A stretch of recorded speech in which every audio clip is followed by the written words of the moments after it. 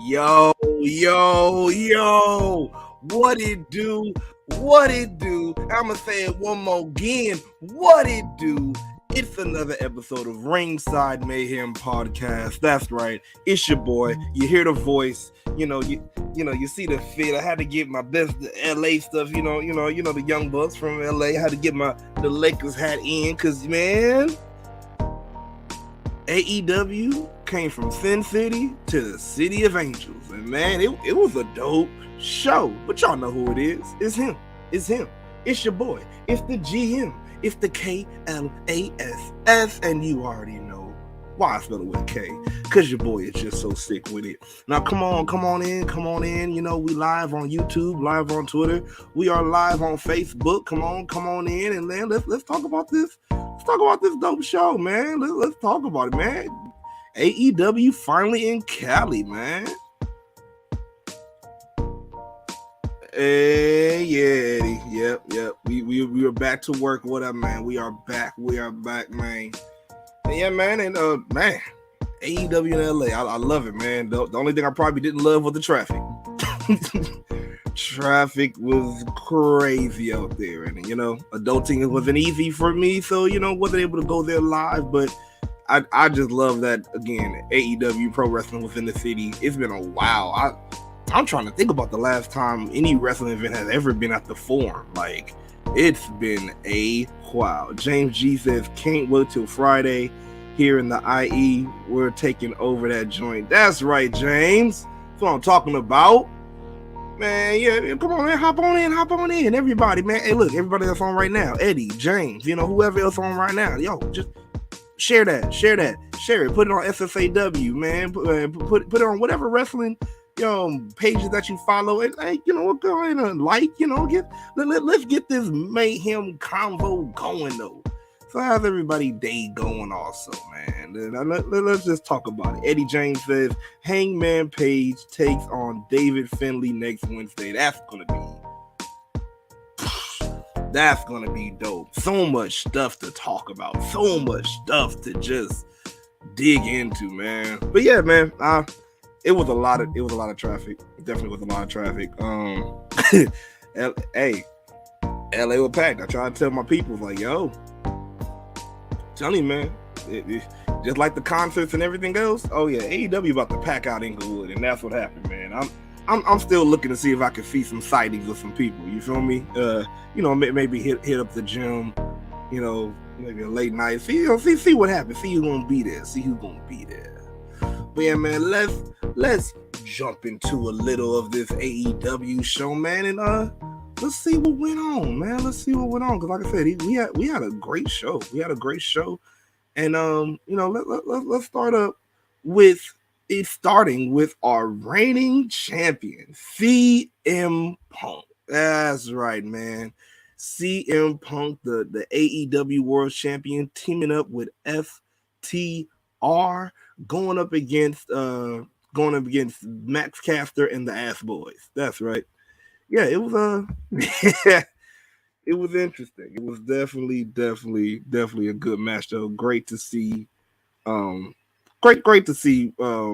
Punk with the championship. I still can't get over it. It's amazing. I'm ready for the summer of Punk. Like, shit. Man, I am definitely ready for the summer of Punk and see what it has for us. But man, let's get into the match though. So CM Punk comes out, with the championship. Oh man, the entrance looked wonderful. You had the ramp with the AEW championship just plastered on it. Great stuff.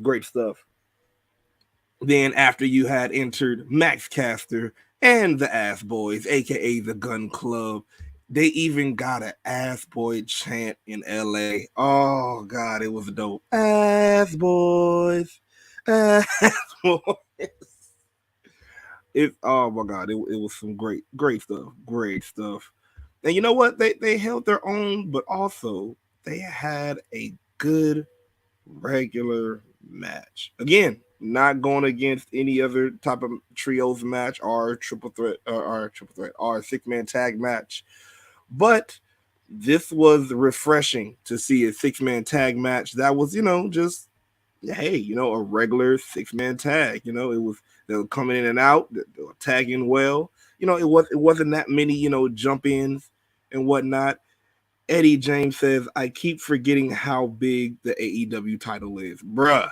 Man, especially seeing it on Punk. Oh my God. That belt is a good size. That belt is huge. I think that would be one replica belt I would love to own and have in my having my bag of belts, which I don't have yet, but I will be getting. What else we got? Matt Bogg says, "What up, everyone?" And Matt also says, "What a show tonight." And then Eddie James says Tony had to show out for the Warner Media execs. Oh yeah. Oh, but he did. He definitely did it though. He definitely did it. And like I said, he started great with this match. It was a good back and forth, very technical match, as you can imagine, from Dax and Dax and Cash and even Punk. Man, like I feel like they are really building this. They're really building the storyline of pro wrestling and sports entertainers in the same show, but definitely piping up the pro wrestling and like big time. So because let's see, because not only do you have Punk and FTR, but then also you have the BCC that pumps up, pro wrestling, and really goes for it, and then of course you got Chris Jericho for the sports entertainers. Um, Tristan says Rabbi Friedman almost caught the Holy Ghost out of pure anger. Oh, I know what you mean. Oh, Rabbi Freeman. I can't stand you. We're gonna talk about that promo because it was right after this. Yeah, Rabbi Freeman. He went in. He went in. He definitely went in. But yeah, man, great technical match. But we already know what was gonna happen, man. FTR and CM Punk come with the win, and actually, man, they delivered. They delivered. FTR delivered their finishing move, and right after CM Punk gave it that go to sleep for the finish.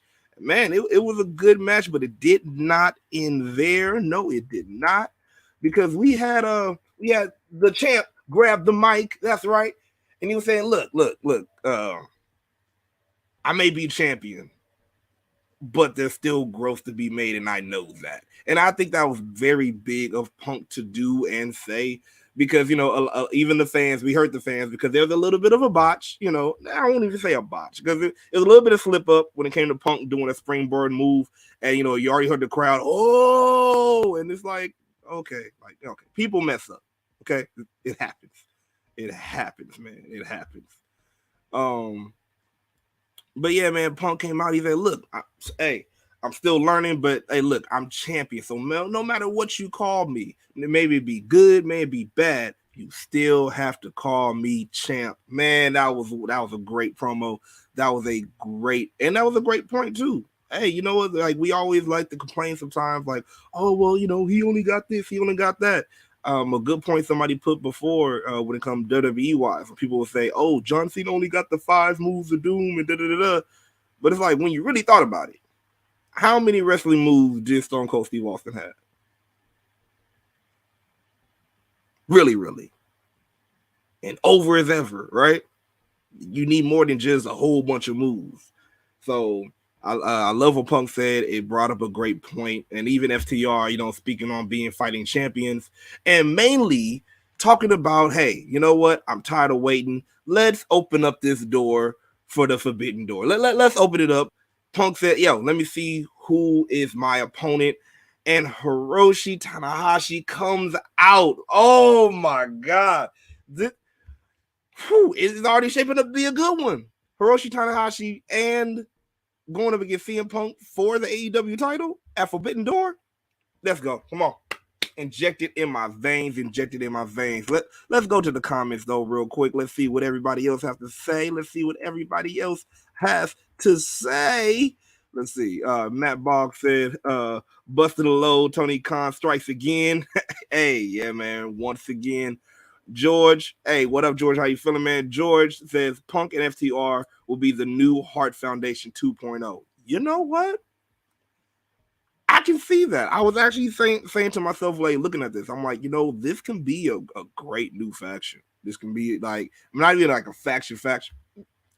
I know some people like, AEW has too many factions, but this can be a great gathering of people. You feel me? They both really love the business. They both take it very, very, very, very seriously, which I love. And yeah, why not? Matt says good on Tristan. Tristan said, "I do what I can, Matt." Eddie James says, "Forbidden Door is going to be so good." Yes, yes, it is. Forbidden Door is going to be great, man. It's going to be a good man. And also, put in the comments what's some other dream matches that y'all thinking about, man. What's some other dream matches that y'all would like to see? That clearly, they haven't made a lot of announcements yet. So, what's some stuff that you might get? Mine would be FTR versus God. That's right, the Gorillas of Destiny for the ROH Championship. I would love to see that. I think that would be a great tag team match for Forbidden Door. But let me know what y'all think, man. Tristan says Pink's knee, Punk. I think you meant Punk. He said Punk's knees are screaming like 99 Christina Aguilera. Yeah, that probably what had to do with it when it came to that missing that springboard right there. And lastly, Eddie James says CM Punk is perfect as the grizzled old fighting champion. That's why I said I love Punk in this position. I think it was perfect. Again, I say, some people are like, oh, why would you, put the WWE guy and you need your homegrown people. Well, you had your homegrown people, but and I'm not saying there's nothing wrong with it, but again, it was the build that kind of messed up that run a little bit, just a little bit. But hey, and also I said it, if you're gonna put Punk in that position, you better strap it on him because Summer of Punk is about to be good. That's right. A couple more before we go to the next subject. Eddie James says, "Is New Japan and TK making Forbidden Door card together?" I do believe they are. I do believe they're probably talking, or maybe even the talent might be in it too, saying who they would like to face, and probably going down like that. I'm not for certain, so do not quote me. I am not Sean Ross Sapp. I do not know certain stuff, but I'm pretty sure that they're together on this. I am pretty sure. Matt says, I hate to say this, but shout out to CJ Perry, aka Lana, giving us the hint on Twitter. Oh yeah, we're gonna talk about that. We're gonna talk about the hint that CJ gave us. Eddie James says people will never be happy. Fans are fickle. Yep. Yeah, there you go. Fickle. See, Danielson said it best. Fickle. All right, I'm gonna get back to your comments real soon. But I know y'all gonna have a comment about this, so we got to talk about it, man. Because after Punk's match, man, we got heated. Oh, we got heated. That's right, because MJF drops nukes on the mic. I mean, straight up nuclear promo. Now, backstory once again, if you have not been keeping up, yes, there's been a lot of talk online about about the whereabouts of MJF and also his concern about backstage stuff, about his contract, about payment and everything like that, contract extensions with Tony Khan. And it's been reported from Sean Ross Sapp and others that it hasn't been looking too rosy in that field, and even it even came all the way down to Double or Nothing when it was like, okay, he didn't show up for his autograph signings. He was just in the casino playing games, just trying to win that money. And it was still uncertain that even if he was going to come to Double or Nothing for the match. That's how heated this seemed. And even with fans, it was a big talk between fans. Do you believe it is or was a work? Because it's still going on. And do you believe it's a work? Do you believe it's a shoot? Do you believe it's a work that turned into a shoot? Like what do you feel? I personally, for me right now, especially after this promo, let me capitalize first before I dive deep into it. Pause. But I think after this promo, I do believe that it probably is both. It's a work and it's a shoot because it felt like this promo was so therapeutic for MJF. Like he just ripped off the mic, and like I said, forget a pipe bomb. This was a straight nuclear boom right here. So CM Punk, MJF comes out and the crowd's already ready. You hear some cheers, you hear some boos, but the crowd is popping for MJF. They're ready to hear what he got to say. He comes out, he already has the pissed off face. Man, just come to the ring. He says, "Cut my music, cut my music." And the first thing he says is, he talks to the fans, and he's like, "Oh, you guys say you want to hear me talk, right? I may be injured, but y'all just want to hear me talk. So all right, let's talk about it." First, he rips on the fans. He says how the fans pretty much will say one thing and pretty much want another thing, and then the next minute or second they want another thing or say the next thing or even contradict themselves, are hypocritical, which was very true. And man, he just threw truth bombs on that one. Definitely threw a whole bunch of truth bombs on that, and it's like Tristan said in the comments, fans fickle. Like Eddie James says, people will never be happy. It was very true and very telling what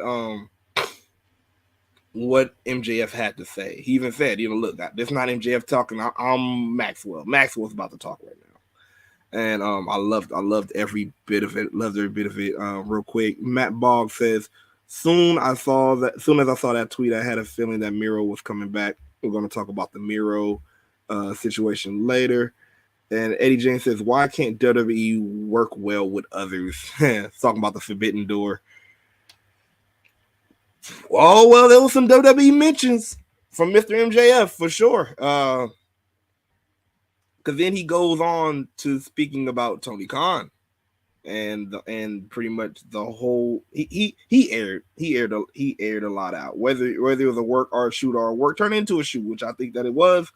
He just aired it out. He was like, yo, look, I put this company on my back. And even though he didn't say it, he paraphrased it, but he pretty much was like, look, and especially ever since Cody left, it's on me. I'm the one that's been holding this up. Like, I'm the one that has to be perfect. I'm the one that has to be, spot on every time I come out on the mic and in the ring. Another good point, and I wasn't one of them, but I did hear people say it, so which was true when it came to the fans. He was like, and you fans even said, how long did y'all say that I couldn't wrestle until now? Ooh, God. All because what? All because I didn't do dives or drive people on their heads. I'm like, ooh. I had that same argument when it came to MJF and FTR and a whole bunch more. Like, why? What was the point? What's the point? Oh, they can't wrestle. What? First of all, if you don't wrestle, if you've never been to a training camp ever in your life, who are you to say that somebody can or can't wrestle? Who are you? Please tell me this. Like, what? That's like going over to Pizza Hut, but like, oh, you can't make a pizza, but damn well you never made one in your whole life. Eddie James says MJF was speaking facts, straight facts. Eddie, straight facts. It's like, come on, man. Again, the word of the day was fickle when it came to the fans when he was talking about them. That just straight fickle. But yeah, again, going back to Tony Khan, this is when he dropped the big bomb. He said, well, Tony, if I was a WWE star, would you treat me better? Whoo. See, now we get to the money issue. Because the main thing that has been about this whole argument, that's been about this whole Triverse time, was pretty much MJF saying, look, I need more money. And pretty much it's like, he's like, okay, well, we would at the end of 2024. He's like, no, I need more money now. Like, I've been doing this for how long? I need more money now. He almost gave Tony Khan the JG Wentworth. It's my money, and I need it now. Eddie James says TK had to be loving that MJF promo. Oh yeah, he know that it reeled in. So Eddie, do you believe that this is a full work and not a not a shoot? Lyndon, what up, bruh? What up, the originator? Lyndon says, I don't know if they showed it, but Punk came out to try to talk to him, and MJF left through the crowd. And MJF left through the crowd. No, actually, they did not show it because pretty much also speed it up a little bit more because as he would talk, like he was dropping major WWE bombs. Like I was saying, this was nuclear. This is nuclear. Asking if asking if he was a WWE star, would he respect him more, or would he give him that raise? Also saying that he has been wasting money on WWE rejects. He used the word WWE. He was like, I ain't beating around no bush anymore. And so as Lyndon said, I guess something happened after the fact because actually it got to the point as he was talking, the mic just muted.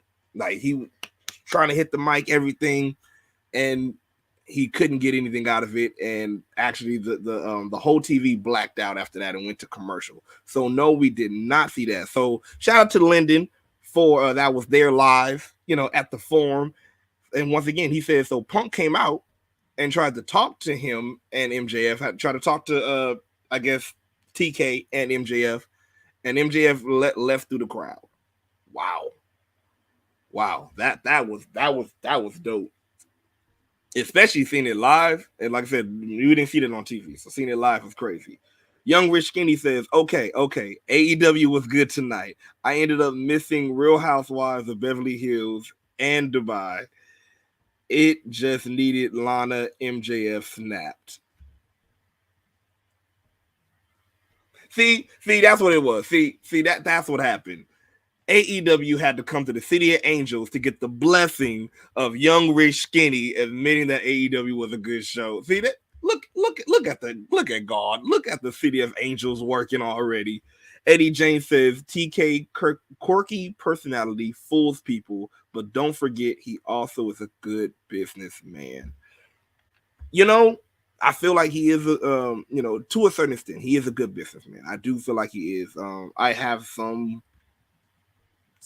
disagreements, when it comes to stuff that he has done or the way he works around stuff. But yeah, obviously he's a good businessman if he got this TV deal for AEW. If he was able to go 3 years strong, having this strong fan base.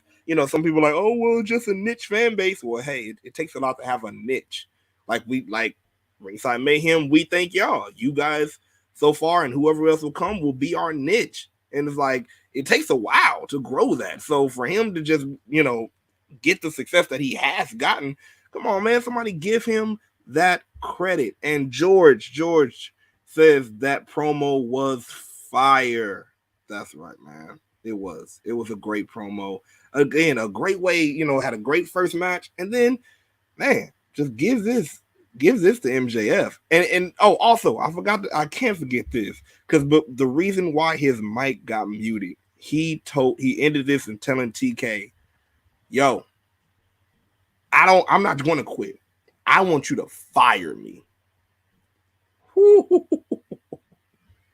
He said, I want you to fire me. So all I can see from that is that MJF is about to do some crazy ish. This might not be the first nuclear bomb. It might turn into a whole it might turn into 2 nuclear bombs. You never know, man. He's about to he might take over a show one time. But he wants TK to fire him, whether it's a shoot work, either way. For entertainment purposes, I'm loving this. If it is a full shoot, bruh, Tony, pay the man. He got a point. Pay the man. He got a point. If this is a work, y'all, somebody give MJF the award now, please. Like, come on now, because he got a good point. Only 26 years old. Promo skills to the roof, to the moon. I know Matt Case want to say that, but it is. It's in a whole nother stratosphere for MJF promos. Nobody, I still don't get how anybody can say MJF is a knockoff Miz. How? How? Please tell me how. Please. It's not. There's no knockoff about it. Like one has their niche in the way they do promos, and the other has theirs. But MJF for his age and for what he's doing, man. Oh God, my God, give the man his respect, please, please, please, please, please, give the man his respect. Eddie James says casual fans don't last. That's true. Casual fans do not last. But again, like I said, TK has gained a niche audience, which is like a good fan base. You feel me? Yeah, man. That wow, man. That was, we can be on that forever. That promo was bomb. But man, we got to move on. We got to move on. We got to move on. Next, after this, we had Johnny Elite. Now, Johnny Elite made a publication saying, "Hey, I'm going to have an open contract. That's right. I signed an open contract, and that means I will fight anyone in AEW, anyone, anywhere. I want to climb the ranks." So, yeah, that's what we got. And man, that was who we end up having for. Hold on, let me get the right one real quick. There we go. We had our boy Miro come back, going up against Johnny Elite. Man, this was a good one. I know a lot of people have been asking, yo, where has Miro been? It's been a while. I do believe one source said that, he was actually filming like a TV show or something and, getting that done. But a lot of people say, missing somebody grows the heart fonder. And, I was looking I've been looking for Miro to come back because, I love what they've been doing with this Redeemer gimmick. Is bringing out more of the brute in him. I love the way they twisted it too, because they haven't been going full he's a Russian, so he's a Russian brute and this, all that. I'm glad they're not doing that. I'm glad they're not doing that, because I don't know, it just seemed too, no, it seemed too, how do I say, too hokey. It's almost like how WWE right now has Asuka, and you're like, okay, I know Asuka is not that slim.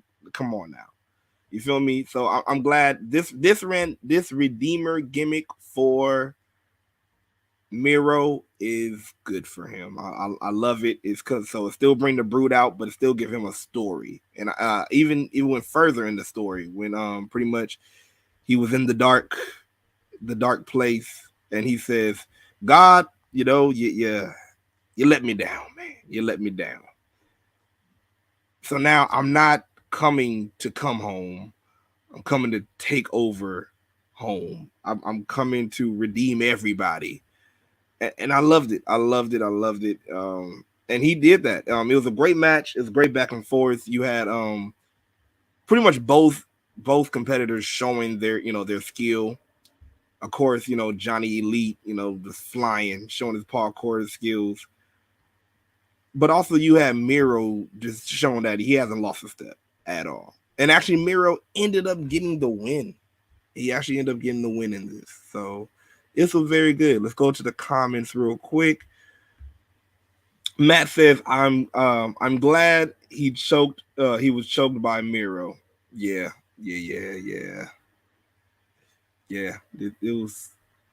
It was wonderful. Young Rich Skinny says, I'm mad I looked at Lana's Twitter thinking she was appearing with Rusev. You know what? But you never know, Young Rich Skinny. You never know. It might come down the line, because she did say she had to be there. And I do believe that she probably was there. You never know. It still might come up. And you know what? Lana, a.k.a. CJ Parker,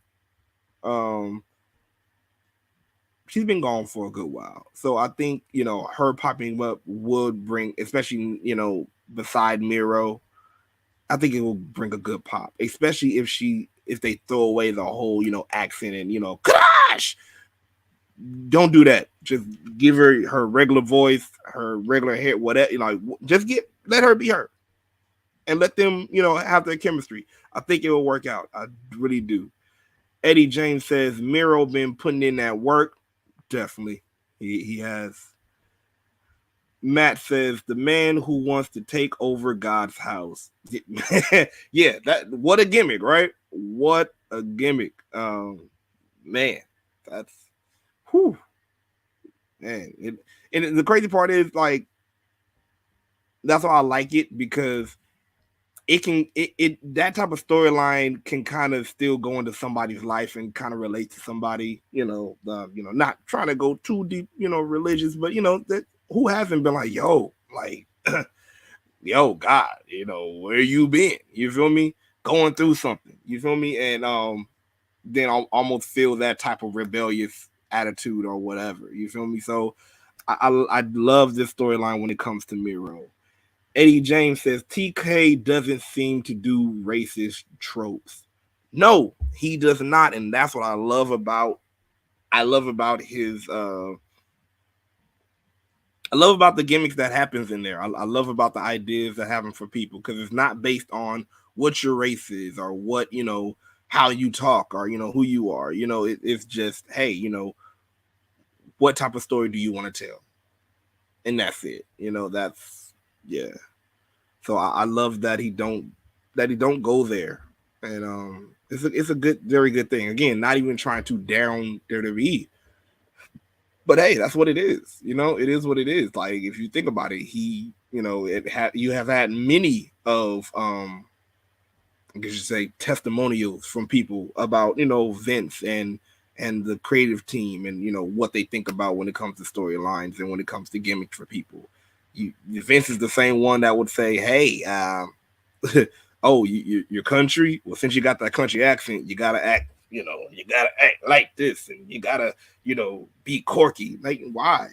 So you're trying to say people from the country are quirky? Like, it's crazy. But yeah, TK, to think about it, I haven't seen or heard of one, real like racist type of trope when it comes to gimmicks in AEW. And last one before we go on, Johnny was doomed from the get-go. You know what? I love yeah, because I was thinking before CJ put up her tweet, and before especially before the match, I was thinking, it could be somebody like Bandito or, somebody else from Ring of Honor. That was going to be a good match, but also probably still give Johnny Elite the win, especially since he is new, still like brand new to All Elite Wrestling. But no, there was other plans. He's like, you're gonna get choked out by the Redeemer. And that's how this is gonna go. Yeah. So just sit there and just get choked out. That's what we're gonna do. And that's exactly what happened. But definitely, it was still a good third match. A good surprise to see Miro back. Welcome back, Miro. Definitely was missed. After this, we had a visit from none other than the sports entertainers to gloat about winning their the Anarchy in the Arena match. Once again, if you did not see my review of AEW Double or Nothing, this match, the Anarchy match, was that. It was very much anarchy. It was a lot going on. So much going on. You had people taking out turnbuckles. You had everybody all around in the arena. You had people had mustard on them and ketchup mixed with blood. I don't know how that mixed. I don't know how that stung. I know it had to sting. It was so much. It was so much. But surprisingly, the pro wrestlers came out on top. I mean, not the pro wrestlers. The sports entertainers came out on top. So Jericho comes out, pretty much says, you know what? Hey, I told y'all, every time sports entertainers will be victorious against pro wrestlers. And I know we have our criticisms of Chris Jericho at times, but hey, why not? This is kind of a good idea from him. I'm still not with him calling himself a wizard. I don't know what's up with that weird shit. Uh, just because you did a flaming fireball, you can call yourself anything else, a wizard. I don't know, but I do like his idea when it came to this. Him speaking on the idea of, well, hey, this is the world that I did come from, and also this is the big argument that is happening nowadays. So why not, pretty much put it in the story? And it's been working out. It's been working out. It's been very crazy. Like I said, they were talking their shit, but then once again, Eddie Kingston comes out and shows, hey, I ain't dead. You ain't killing me yet. And he was ready for a fight. I mean, ready for a fight. And he said, look, I'll fight all of you. I'll fight every single one of you. I don't even care I don't even care if I'm hurt a little bit. Yeah, I haven't talked to Ortiz in a while. I haven't talked to Santana in a while, whatever, but I'll fight all of you. I don't care. I don't even care. And you know what? Even more, you're like, William Regal, tell him why I want to fight. And William Regal, now y'all tell me this, y'all that watched it, y'all in the comments, tell me this, tell me if it felt the same, because he gave William Regal the mic and he says, we want blood and guts. So tell me, because I know the effect they were trying to get. So tell me, did they give you the same effect as when William Regal would announce War Games? Do you think it needed a little bit more work, or do you think, yeah, that was it? It had the same feeling. Let me know. Let me know how you feel about it. But for me, I was like, okay, all right, so this is the start of a thing. This is the start of a thing, especially for William Regal. Other than saying War Games and saying blood and guts, hey, he said it with good with some good good tone. The crowd, I think half the crowd got it, half the crowd didn't. You don't know really how much was really that much into NXT like that. So that's as crowd reception goes. But I loved it. I loved it. Just the fact that we get to hear it. It was cool by Regal. Yep. See, Matt says it was cool. Lyndon says no, it's not the same, but it was dope to see though. That's what I'm saying. Yeah,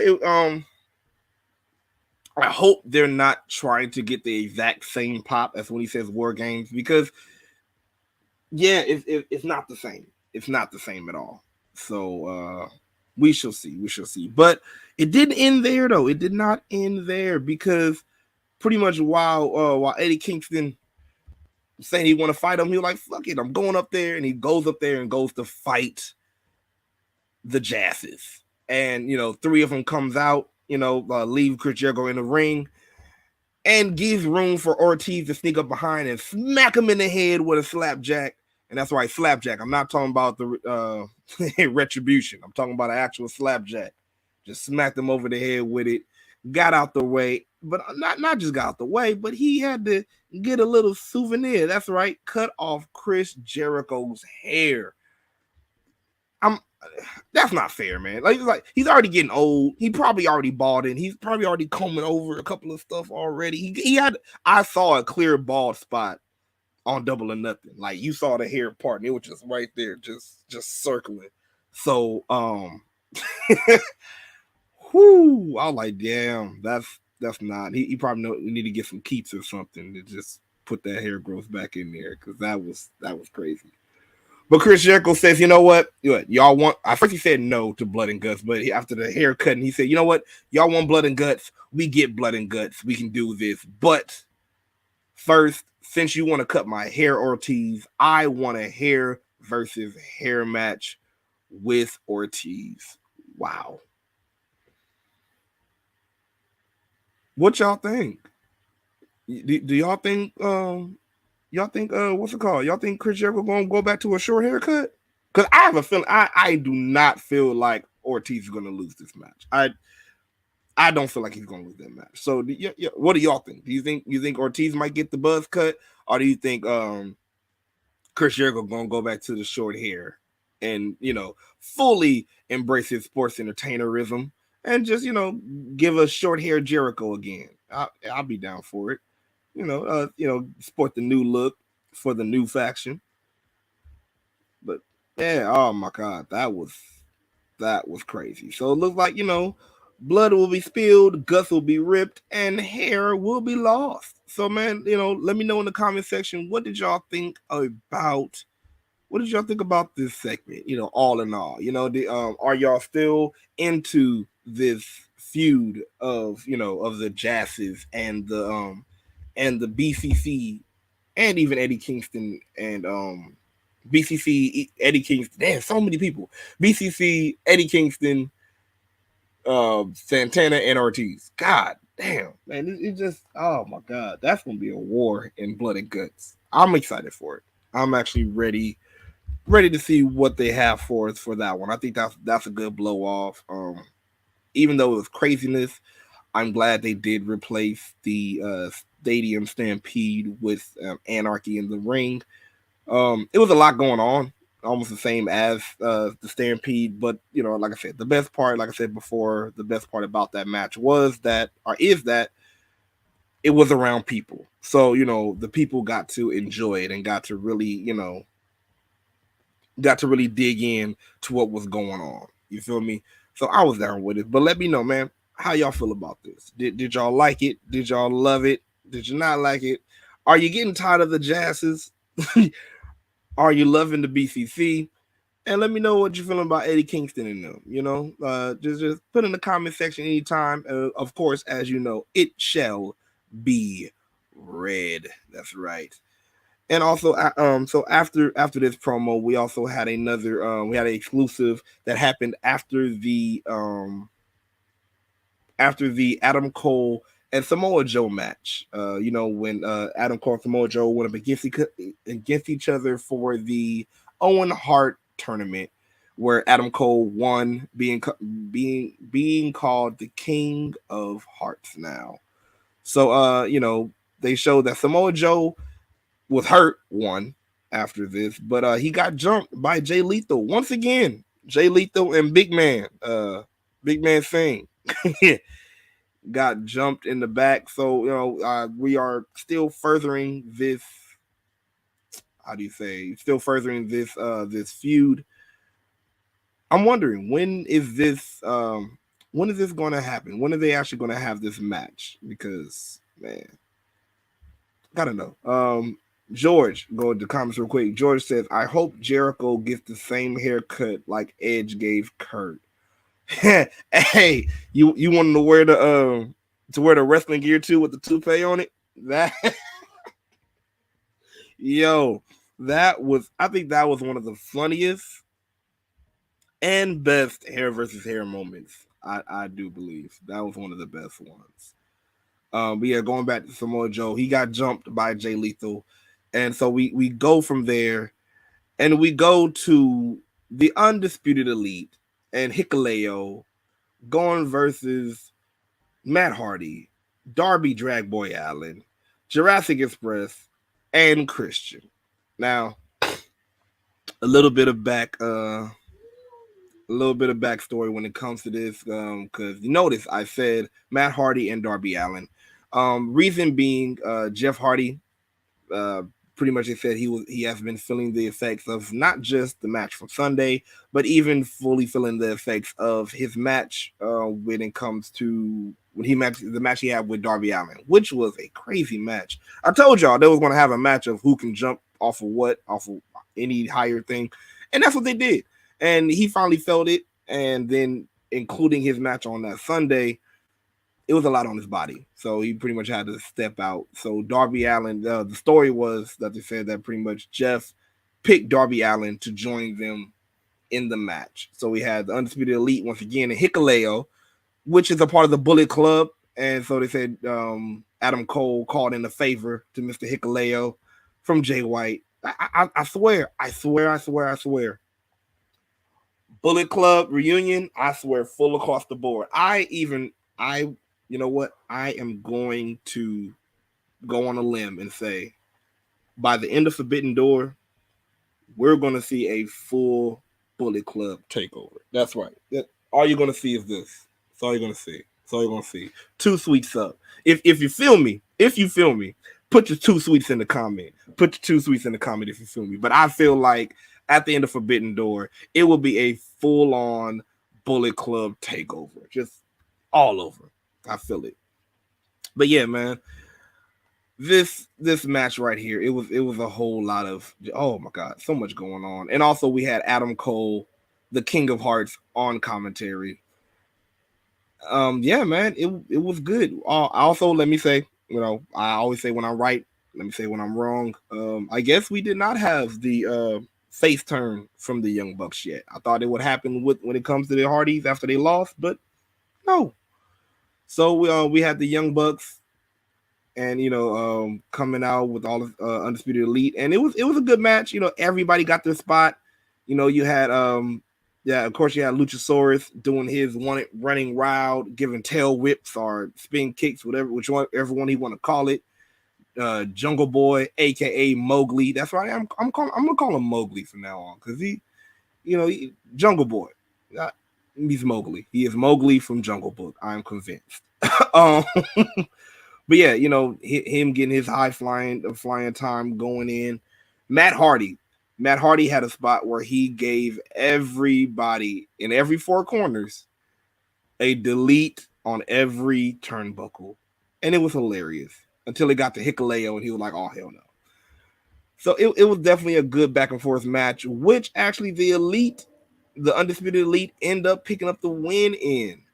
So, we're going to see where this goes. At first, they were showing some dissension when it comes to Undisputed Elite. And, it probably is still there. Just got to see how long this is going to last. How long they're going to, keep on pulling the strings. It might be as long as they did MJF and Wardlow, but it's definitely there. It's definitely there. But yeah, man, the Undisputed Elite pick up the win. Adam Cole says, you know what? We're stronger than ever. As you can see, it was proof right there. So, man, let me know what y'all felt about that match. Are you loving the Undisputed Elite storyline? Are you down with the Undisputed Elite? And hey, what do you think is next for? Or do you think we're going to see a lot of Undisputed Elite or even Bullet Club? Do you agree with me that we might see him in Forbidden Door? So yeah, man, let me know, and I will read your comments when you put them down in there. That's right. And then after this, we had a backstage segment with Swerve in Our Glory. Yes. And they were pretty much speaking with Mr. Tony Schiavone. And they'll tell him, yo, we may not have won the tag team championships, and it's all good. It's all good. But just like Shaq and Kobe, they were great singles competitors that made a great tag team. So maybe it might not be tag team championships. Maybe it might be both of them holding the singles championships, and they just, running all of AEW and just tearing everything up. Either way, everyone will swerve in the glory. And I loved it. I love that promo, which is very true. It's, hey, some people would have thought, they shouldn't have lost. And probably, you already know the internet. Oh, they got buried. No, they didn't. They didn't. Swerve in Our Glory is looking great and better than ever. And I can't wait to see what they have for him, man. I can't wait to see it. I cannot wait to see it. And what I couldn't wait to see finally happened. And we had Miss Athena. That's right. We had Athena coming up and, talking about how she's all elite with Mr. Tony Schiavone.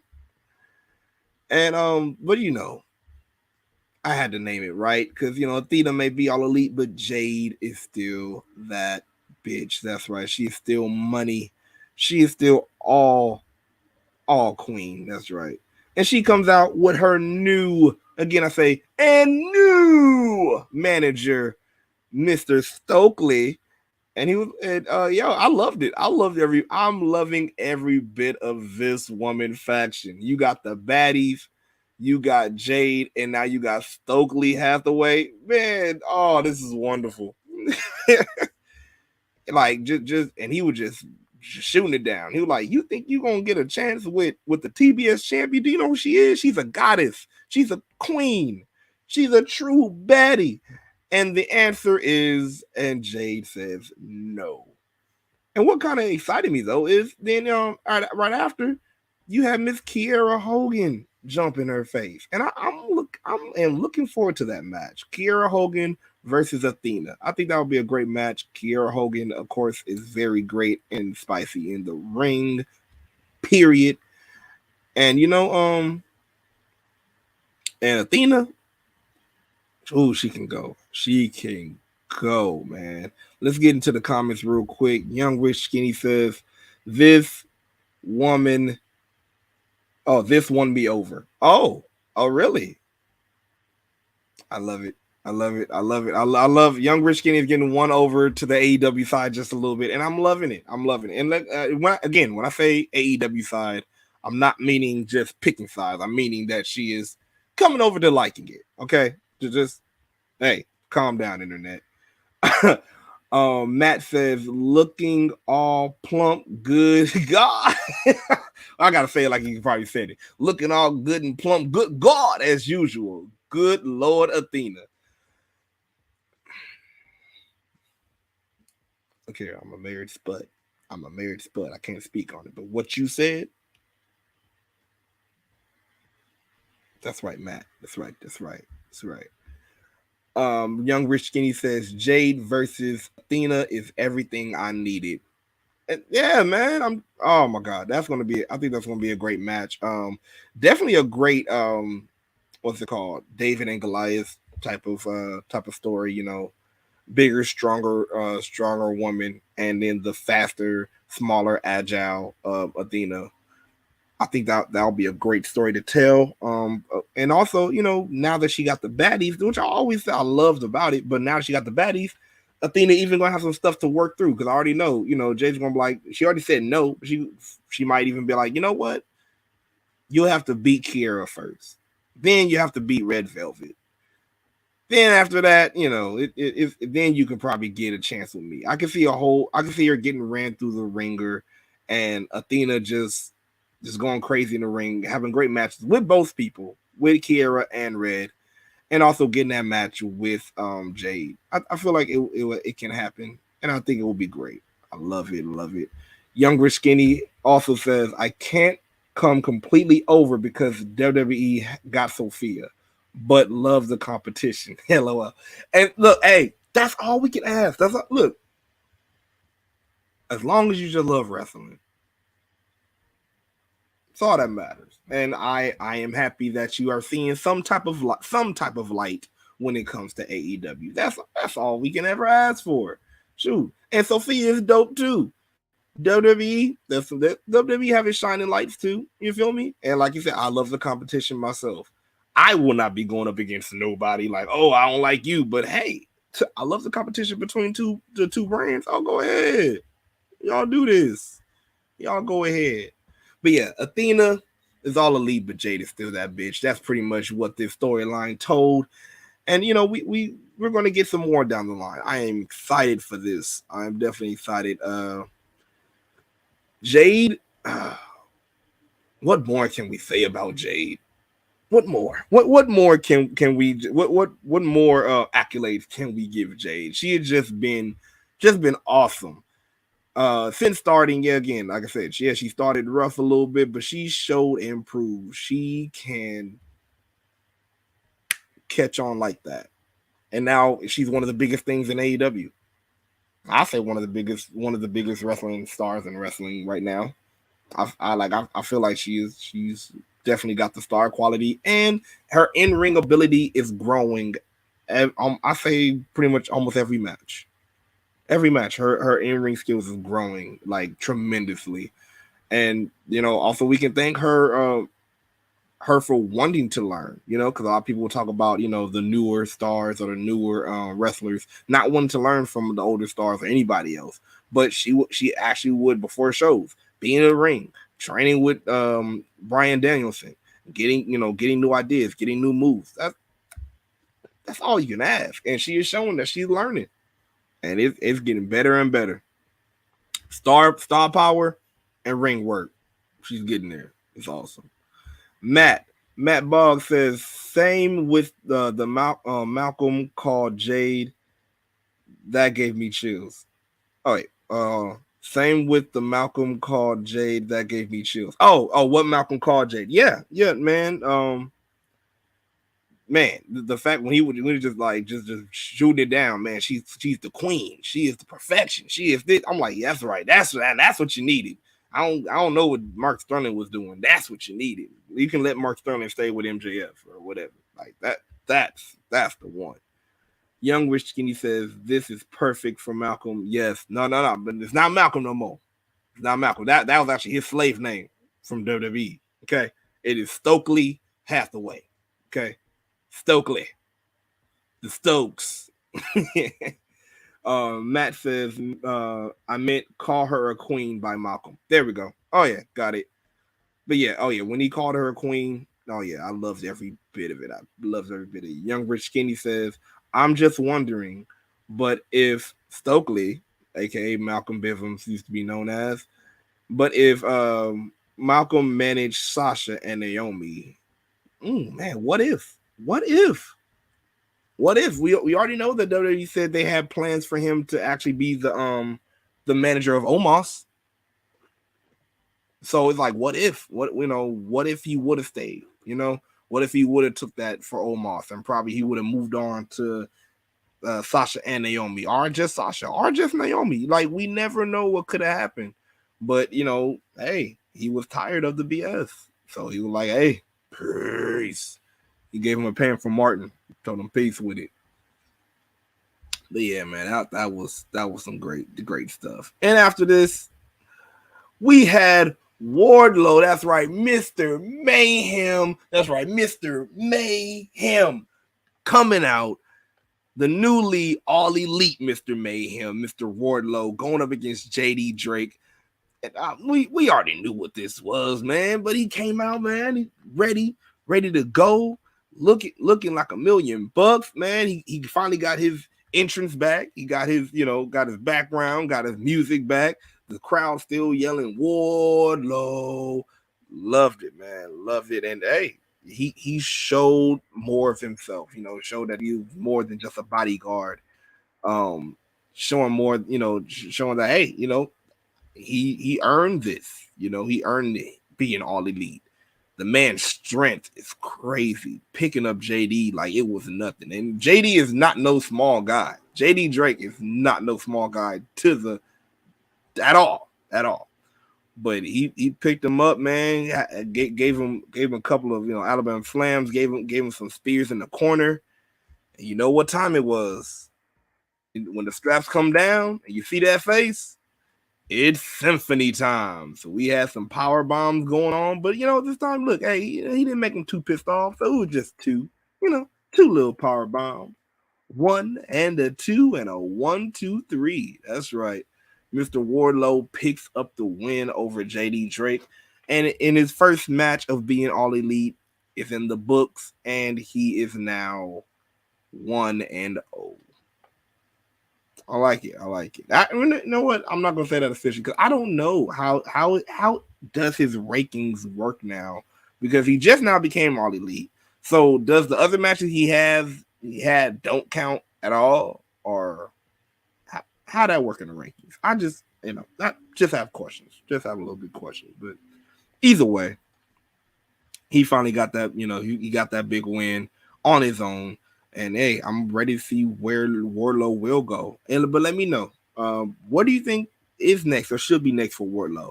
Do you think he should, win or go for the TNT title? I don't see him getting a tag team partner so soon. I think he should still be grown. So I'll say probably TNT title. And how soon if you see the TNT title, how soon do you think he should go for it? Do you think he should be the one to beat Scorpio Sky? I feel probably. I'll say let Wardlow continue to just tear down everybody, while Scorpio Sky, just have his matches also, and let Wardlow work himself up to that TNT title and let him. I think that would be definitely well deserved and earned, especially the way it would happen. I think it will be well earned. And yeah, I feel like it should happen. So yeah, let them go for that TNT title. But let me know what y'all think. Let's go to the comments real quick. Let's see what we got. Matt Bogg says, "I'm sorry, Stokely. You're right. Yeah. Hey, no, you ain't gotta apologize though. Stokes, it's Stokes, man. It's Stokes. You ain't gotta apologize. It's good." Young Rich Skinny says, "Listen, all these name changes. I already have to deal with WWE name changes. Now AEW. No, because you know what? I'll say this though, Young Rich Skinny. With AEW, it's not fully a name change, and here's why I say that. Bryan Danielson, prime example. When Bryan went to WWE, he was already Bryan Danielson. They changed him to Daniel Bryan. AEW just said, just use your original name. So it's like, and actually, even when it comes to Malcolm Bivens, as everybody would know him from NXT, but in actuality, before NXT, he was always Stokely Hathaway. Like, so that's one thing I do appreciate about AEW. They're like, look, I'm not even trying to, unless you're a homegrown AEW star, but like they're like, I'm not trying to change you from what you already had. You feel me? What you already built from your name. You feel me? John Moxley. He was already John Moxley before he was Dean Ambrose. So it's not really too much of a name change. But I see what you're saying, though. It is a lot of, changes, especially when you've been used to that name for years and years and years. I feel it. Last one, 80 James says, I heard Wardlow is supposed to get new music. I do believe he did get new music. I was trying to listen to the music when he did his entrance tonight, but I couldn't fully hear it because the crowd was loud, and the way it happened this time was like he walked out to silence and then he got on the stage and then they played music, so you really didn't hear it too good. For me, I just didn't. But yeah, I do believe he getting in music, which again will be fitting. You feel me? And also, Young Rich Skinny says, I'm just now getting back to calling her Ember Athena. And that's great because actually, her, even that's another good one. Athena. She was Athena before she was Ember. But, WWE wanted to own your name, brother. So you're Ember. So I feel it because it's like, man, it's so many years, so much time that you spent calling one name, and it's like, damn, now I gotta call him something totally different. I feel it. I definitely understand. But yeah, man. But it didn't end there. The haberdasheries did not end there with Wardlow, because right after the match, Mr. Smart Mark comes out and tells Wardlow, "Hey, I'm suing your ass." So pretty much the whole story here is that even though Wardlow may have gotten his All Elite contract, because of the wreckage that he has been doing from city to city, he is now being sued by security forces and police officers.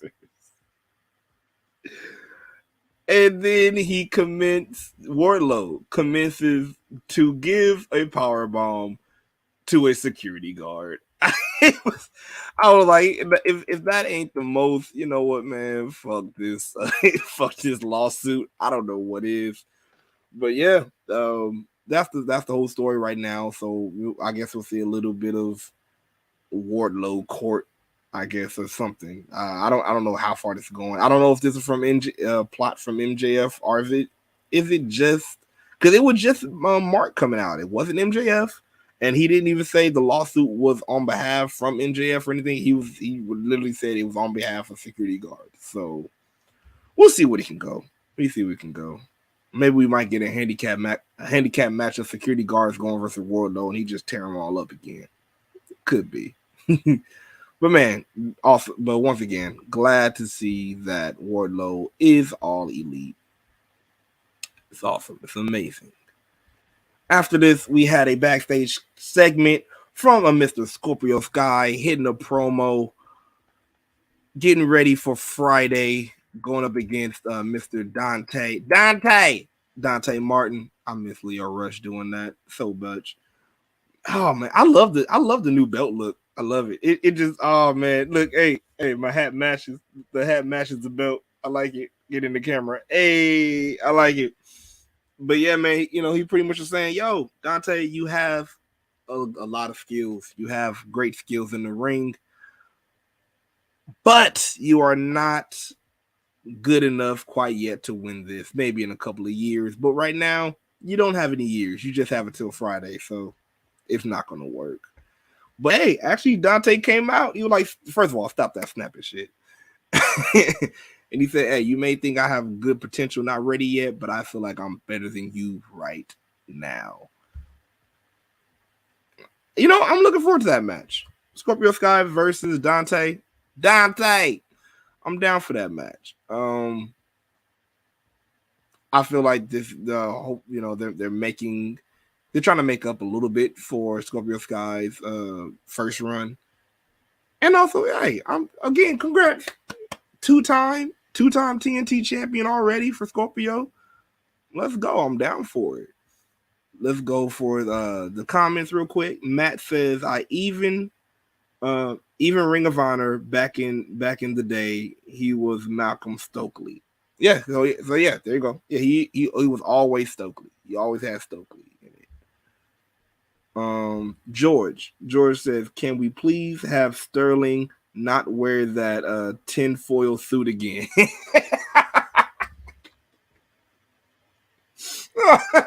Hey, that tinfoil suit on Double or Nothing that he had with Tony Nese was out. Would you say that was the funniest manager wrestling outfit ever? Because the man looked like a broke down tin man. It was sad. Matt says that's going to be a banger with Dante and Sky on Rampage. Yes, it is, man. I'm like, you got two great competitors. Both can fly, so of course you're going to see great spots. I feel like this is going to be a good Friday one. I do believe this is going to be the main event also. So you're going to see you're going to see Mark Henry. So Dante, what do you have to say to Scorpio Sky and American Top Team? and so pretty much that's what it means when you see it's time for the main event. That's it. So I do believe this will be the main event, and rightfully so. Once again, good for Dante too. Main event one of the shows. Hey, good for him, man. Definitely good for him. Oh yes. So after this, we get, we already saw the King of Hearts when the Undisputed Elite came out, but we couldn't have a show without both. So we had the Queen of Hearts come out in Dr. Britt Baker, DMD, with Jamie Hayter going up against, that's right, Toni Storm and Ruby Riot. Yes. I love it. Another cool match. Wasn't too bad. You can see Tony right there. You talking about, hey, Matt, you talking about cakes. Tony got them yams too. Hit him with the main event, Jim. That's right, George. It's time for the main event. Yeah, that's what it's gonna be.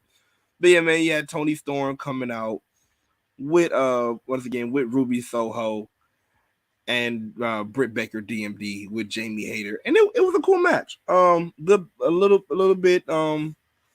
They try to go a little bit fast paced. Ruby Soho getting some good flying mileage.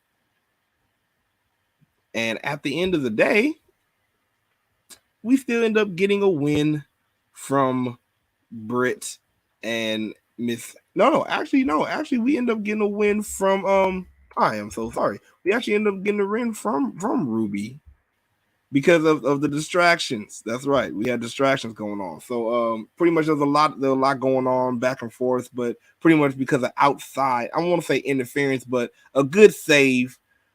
Jamie Hayter couldn't get close enough to the ropes at this time. And Britt was trying to get the lockjaw on Miss Ruby, but it was reversal after reversal. Finally gets up and gets that kick to the face, and she gets the win. So Ruby has now pinned the former AEW Women's World Champion. I'm down for it. I like that. It looks like Ruby is getting some more exposure and some more good wins. I do believe she needed that. Should have happened more sooner. I do believe also, but hey, I like it. See where it goes from here. And also, we found out, forgot to mention about that because I was wondering. I'm like, they got belts for this Owen Hart tournament. I'm like, are they defending them? But no, they're not defended. They're just to be carried and pretty much shown off to show that they won. And they probably gonna maybe give it up for the next year when they have it again. But we'll see. But no, it will not be defended at all. It will not be defended. But it was a good match. It was definitely a cool match. And once again, that was Ruby Soho Destination. Oh, Ruby, Ruby, Ruby, Ruby, Ruby Soho. I'm really mad that the end of that is really just saying Ruby a whole bunch of times. But yeah, Ruby gets that win. Let's go to the comments real quick. Eddie James says, "Where is Jonathan Gresham? He needs to defend the ROH title on AEW." Yeah, I'm trying to think the last time I saw Jonathan Gresham on AEW because I do believe he defended it once on AEW. It was once, but it wasn't. Oh, there we go. It was Battle of the Belts. He defended it at Battle of the Belts too, but it really wasn't that much of a build to it. I do agree. Just like they're doing FTR and building the ROH tag team titles, they should be doing the same thing with the ROH title, heavyweight title, world title. Gresham, though, I don't know what his contract is actually like when it comes to ROH and AEW, and all, but because we've been seeing him, pretty much defended everywhere and everywhere else, but not that much in AEW. But I do agree with you, Eddie. I would like to see Jonathan Gresham defend the RH title more in AEW, or even just have some more matches, even if it's not a defense yet. Just get the RH title more of a look on AEW because, like I said, how are you doing for tag team? Let's see. Young Rich Skinny says that was the main event. No, it was not the main event. No. I was talking about when I was talking about the main event, I was talking about pretty much Scorpio Sky and Dante being the main event of Rampage. I do believe it would be, or it should be. Do believe. Matt Ball says, I know battle of the bubble butt between it said Battle of the Bubble Butt saga with Jamie Hayter and Tony Storm. Yeah, that definitely is a Battle of the Bubble Butts. It definitely is. It definitely is. You can't lie. It's right there in your face. Every time they turn their back, you're like, oh, okay. You're just showing the yams, huh? That's what you're doing. Also, Matt Bogg says he's hurt right now, Eddie. I'm talking about. Oh, so Gresham is hurt. I did not know this. I actually did not know that. Thank you, Matt. I actually did not know he was hurt. So that's why we haven't been seeing him. I wonder. I wonder what the future for the title will be then. Matt, let me know. Did they say how long he will be out?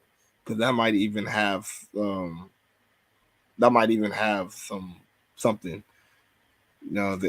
Probably Tony might. He might do another interim thing. If not take the title off of Gresham, he might do another interim title again just like they did with Bandito. Hold on, helicopter.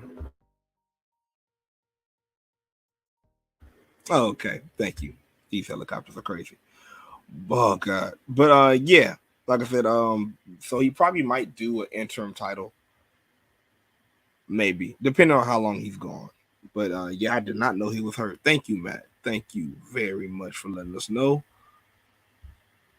But yeah, man, Ruby gets the win over Britt, DMD. Man, good shit. Good shit. And you already know what time it is, George. Now I can hit it. Now I can hit it. And Young Rich Skinny, this is the time. This is what it was. It's time to review the main event. That's right. We had John Moxley.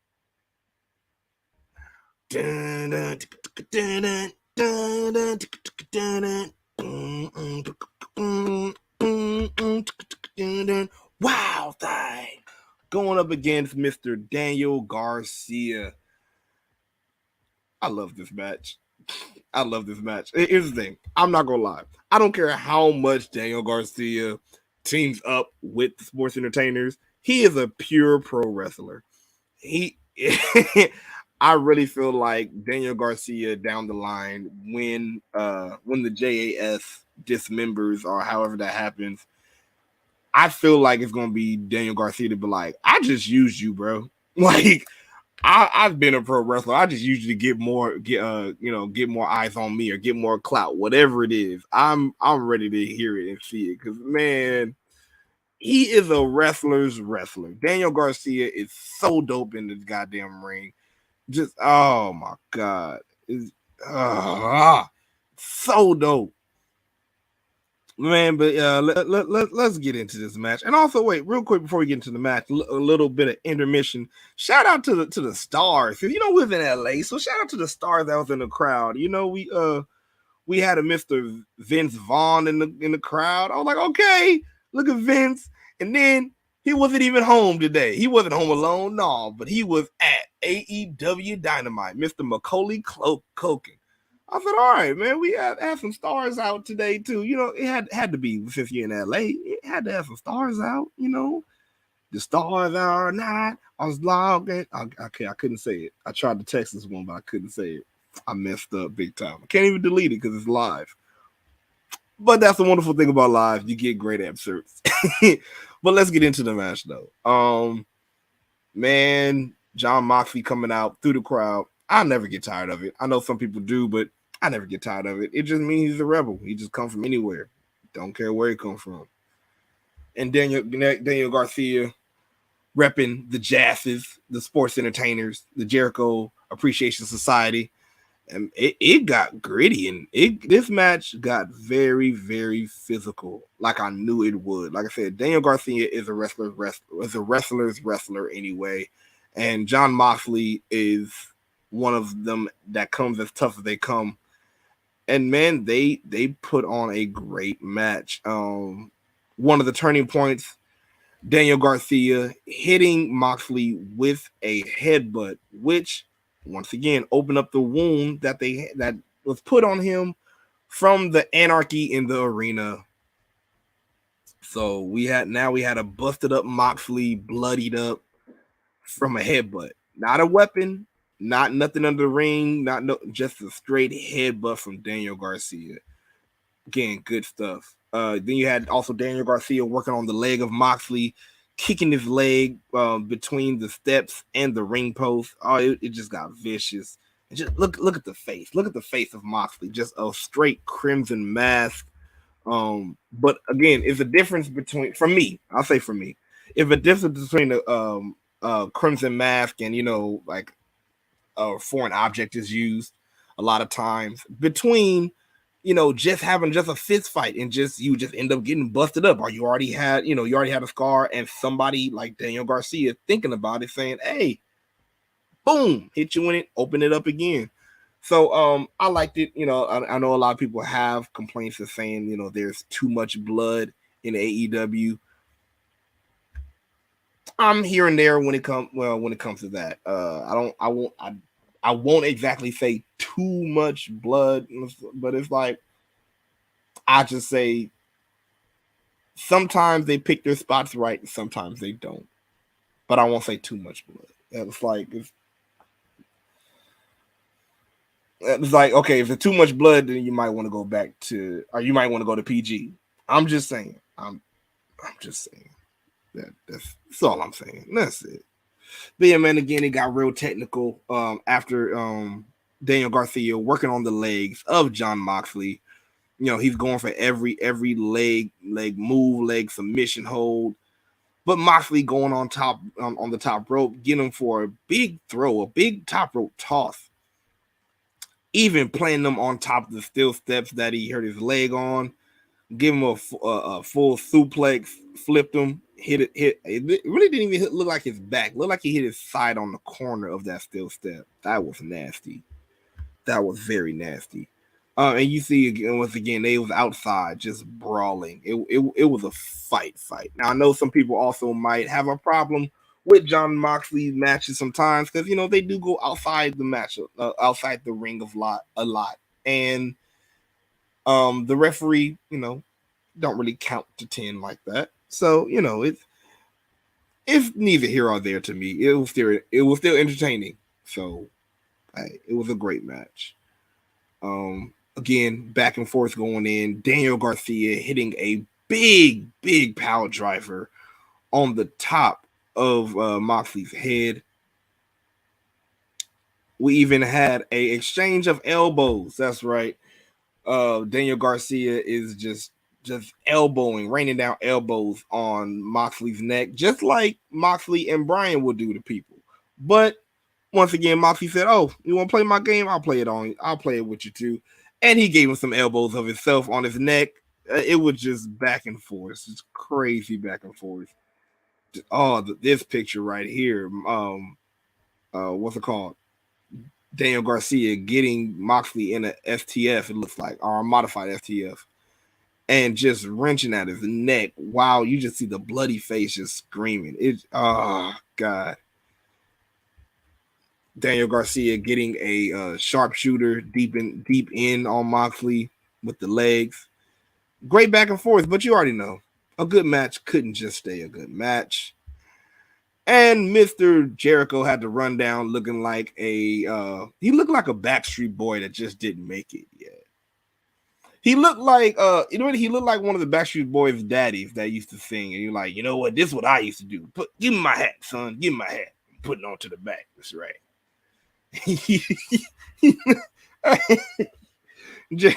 And when you see this picture, Jericho look like he about to jump on the mic, go, woo, yeah. Look at that. Look. Yeah, he about to run in. Jericho look like he was the Otis of the group. Ain't nobody coming to see you, Otis. Oh my God. Oh God, I can go days for this fit. That vest and that hat is just, oh God. But yeah, man, Jericho came down, tried to interfere, but once again, Eddie Kingston came for the save. And quick little tidbit, Eddie Kingston, great save because Eddie Kingston running down the ramp ended up tripping. And instead of falling, he ended up stumbling all the way to Jericho and just grabbed him from the stumble. I'm like, that was a good save for you. That was a good save because, you almost ate dirt, boy. But yeah, man. Eddie Kingston came in for the save, and after the save, we pretty much get a choke out by Mr. Moxley. Jon Moxley wins over Daniel Garcia in a great main event. I do believe it was a good main event. Good way to end the show. And after it didn't end there because Moxley grabs the mic and says, you know what? Blood and guts. I am all for it. Give it to me. So it looks like we're getting it. We're getting blood and guts, BCC, and Kingston, Ortiz, and Santana going up against the Jazzes. I'm down for it. And that is how we ended AEW with a stand up Eddie Kingston and Moxley in the ring, ready for blood and guts. Definitely down for it. That would be wonderful. I'm ready for blood and guts. I think this will be a great blood and guts match. Hopefully, they don't do the same, padding gimmick they did last time. or if they do, here's the thing: I don't even mind if you do, but don't be so obvious. The best thing about wrestling that has always been about wrestling is when you do a work, whatever work it is, you don't show your hand that it was a work. So just polish that up a little bit, whatever. But I feel like this will be even better. This will be a great match. This will be a great match. Let's go to the comments. Young Rich Skinny says, Daniel Jones' brother Garcia. Young Rich Skinny also says, here he goes bleeding again. I knew somebody wouldn't say it. I knew Young Rich Skinny. I told you. John Moxley is going, either John Moxley is going to bleed or he's going to make somebody bleed. This time he bled. It made sense for him to bleed, though, I would say. Like I said, he just came from a violent match like he did, and he got a fresh wound. I'll ask you, Young Rich Skinny, if you was in a fight with somebody that you knew had a fresh wound, would you hit him in it and make it bleed, and maybe they can't see? So it made sense. It made sense this time, I would say. Like I said, I'm not going to, fully go, oh, it's never too much blood. It's just, you got to pick your spots. You got to pick your spots. George says TK is using the Ric Flair playbook, bleed every show. I don't even think Ric Flair can help bleed. Like he's so old, just his skin just gonna break. Period. Like I believe that. I believe he could just wipe his head with some goddamn paper towel and then Ric Flair's gonna bleed. That's just it. George says Jericho looks like Randy Marsh on South Park when they sing Finger Bang. Wait, I gotta pull this back up. Wait a minute.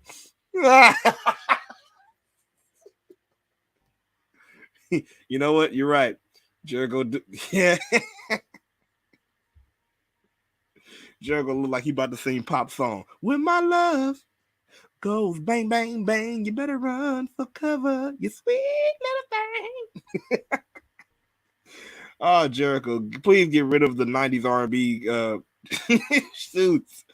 Bro, if this is your attempt on what you're trying to do, keep doing it then, because this is very entertaining. It's very sports entertaining. So, hey, I guess you're doing your job. Also, George says, Eddie came close to pulling a Titus O'Neil slide. Yes, see, you saw it, George. You saw it. He literally said, oh, let me grab you. Oh my God. But hey, all in all, it was a good show. But you know what time it is after this, man. Go ahead and put in the comments, what is your ringside rating for this AEW Dynamite? The AEW debut, Los Angeles debut. What y'all feel about it, man? For me, looking at the full card and also what went down, it was a solid show. I'm not even gonna lie. Like I don't like comparing the two as in oh well, this is better than this. But I do see some similarity sometimes. But this felt like, how do I put this? All right, I know. This felt like what the Raw after WrestleMania should have been. Because let's admit, Double or Nothing is pretty much like AEW's WrestleMania. This is like if this is their, this is their big pay-per-view other than All Out or All In, whichever one they call it. But other than that, Double or Nothing is it. You feel me? So it had a big, Raw after Mania feel, the Dynamite after Double or Nothing. And it was a great after a big show. It was a great after big show, and especially for LA, I'm glad they brought their A game for LA. They didn't really come too much slacking. You feel me? It wasn't too bad. So for me, I gotta give it a 5 mics. I'm giving it a 5 mics. It's oh God. It was a great show, top to bottom. It was a great show. I have no complaints. Some people might, but it's like, again, like I said, if you have them, there, and if especially if you let that complaint mess up the whole show of the whole, you're nitpicking. You're nitpicking. I'm sorry. You gotta be. Matt, let's see what you got. He says Matt says I give it a 5 for just because of MJF and the main event. You know, that can definitely pull it. That MJF promo was just, and once again, we don't know.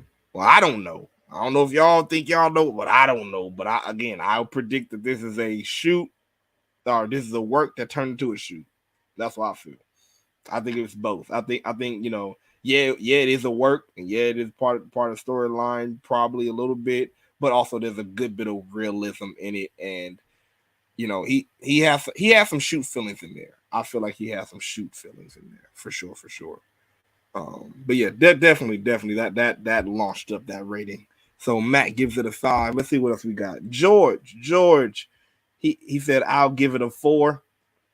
That's fair. That's fair. That's fair. That's fair. I would ask George, what brought it down from a 5 for you? What brought it down to what took that 1 point away to make it a 4 for you? I would ask. But hey, that's still fair. It was a solid show. Solid show. Oh my God! Look at God on the City of Angels day that AEW came to the City of Angels. Young Rich Skinny says AEW gets a 4.5. Why? Because they did not have Lana, so the other 5 goes to NXT because of Sophia. You know what? Hey, that is fair. That is fair. You gave it a 4.5. That is a very long way that you have ever rated AEW, Younger Skinny. I give it to you. 4.5. You got it. And yeah, like you said, it would have been dope if Lana would have came. I'm sorry, CJ Parker. I gotta call her by her name. I got to. Lana was her slave name. But yeah, if CJ would have came out, that would have been even better. Especially all the times that he mentions his wife. I believe she will show up soon because he like, oh, I love God, and He loved me so much that He gave me this beautiful wife. It's like, oh yeah, it's coming. It's coming. It's coming. It is definitely coming. Eddie James says Tony won't punish MJF. He's not that guy. Yeah, he's not that guy. He's not. But I do feel like, even though Tony don't punish, he's almost other than the little jittery he has, he's kind of like me in the sense where it's like he's very passive though. Like, okay, you're not happy, and if I can't say anything not to make you happy, hey, look, I'll just let your contract expire. Go ahead. Like, he's very, yeah, he don't punish, but he's just very like, all right, look, well, hey, I'm gonna let you make your own choice. You do what you want to do. So we'll see where this comes from. I don't think he's gonna punish MJF though. If he do, I believe that will be a part of the work, not part of the shoot. I do feel. And also on top of that, Eddie James says he gives it a 5. Hey, that's right, 5. That's what I'm talking about. And yes, Younger Skinny, CJ Perry. That's right. I know you're getting used to all the name changes. I know. I feel it. And then George says Wardlow's squash match killed it for me. He should have faced someone else other than Drake. Really? Wow. So you think he should have had a ultra? So you feel like Wardlow's first match as All Elite should have been like an ultra, like not an ultra competitive match, but an actual competitive match? Okay. I'll say this then, and hopefully I catch you before we get off air. But I'll say this then. Who do you think, other than JD Drake, do you have an idea on who you think Wardlow should have faced, or should face down the line? So you think he should just go past the jobber matches and just straight just straight having regular matches? Let me know. Eddie James asks, do you think TK is too nice at times? This is a good convo. Let's talk about this. Um, Yes and no. Um, I think he, that's what I said. There's a lot of realism in what MJF said. Um, like prime example when he said, "Hey, I don't believe that you belong in the back, but you belong right here. Where these fans are sitting." And Tony have shown, he is he has been and is a big wrestling fan, and sometimes I feel like he does let that go to his head, and he marks out sometimes, and he do become, he becomes more focused on the friendship of the matter other than the business. And a lot of times he let that clout a lot of judgment. Prime example, if you guys did not listen to the interview when it came to Swole and Swole on the Public Enemy podcast, check that out. Check that out. That might that might key you into a little bit more of as you're talking about Eddie, TK's niceness, and sometimes being too, because it's like you can't you can't expect to be too much into friendship and then just skip the business and then be all this. Like that's really one of the main problems that came up with Swole. You feel me? Because it's like so like, whoa, where's all this coming from that I wasn't really good in all this when you was just chilling with me, smoking my blunt? What happened? You feel me?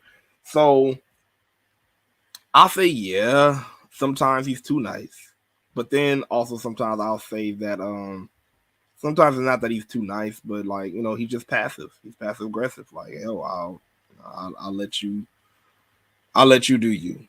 Like notice he's not really firing people. There's been talks of people not being happy right now or whatever. He just said okay, just let your contract expire. I'm not even going to keep you off TV or anything like that. Whatever you want to do, or even keep you off AEW Dark Elevation. You can still work. Oh yeah. And then if we still can't come to an impasse, that's what it is. So it's up there. It's up there.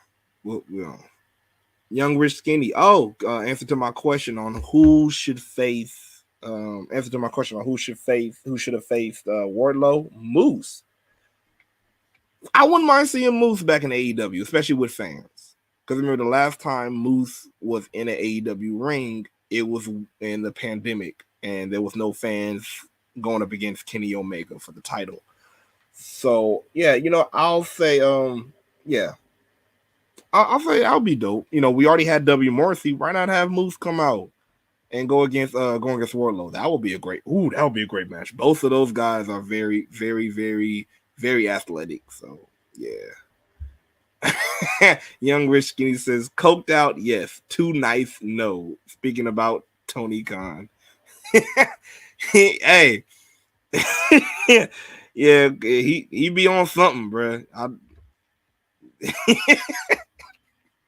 The boy be on 100,000 million.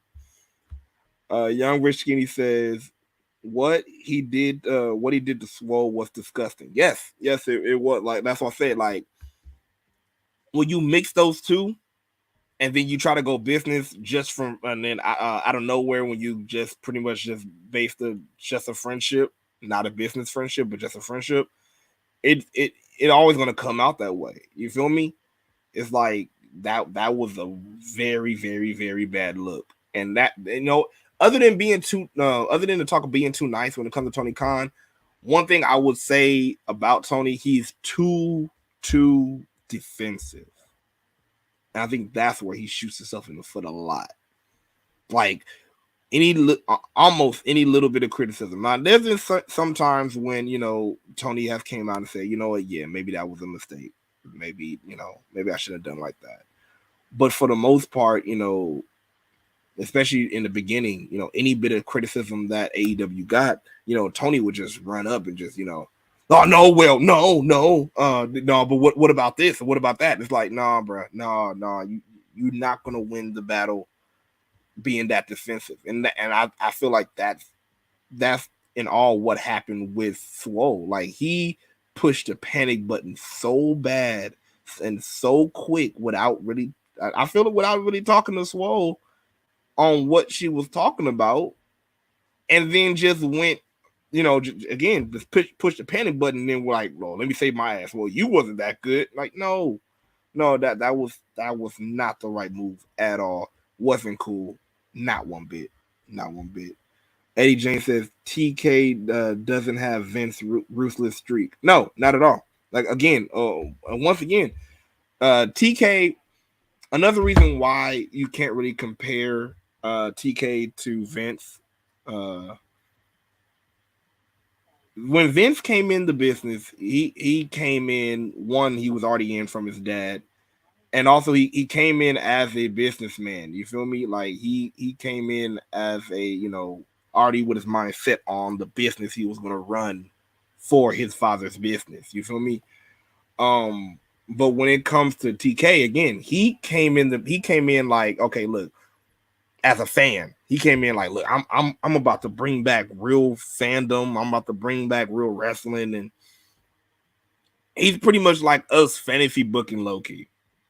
Let's just be honest. He's pretty much like us fantasy booking matches, and some are good, sometimes, but then also there's some that don't work, because that's one problem with fantasy booking, when you don't put in the real business aspect of it, and you just live on the fantasy. You don't know how that fantasy gonna come out, because sometimes fantasies become nightmares. You feel me? Fantasies become bad dreams. So it's like you gotta really play it out before you just say, "Oh yeah, we can do this." Like, So, and I think that's another thing that keeps Tony sometimes pigeonholed, but like we said, he's been doing great stuff. He's been doing great stuff still, though. George says definitely he is past the jobber matches now.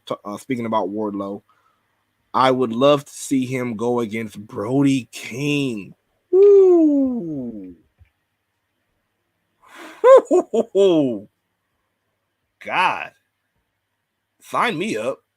Wardlow versus Brody King? Sign me up for that. Yeah, sign me up.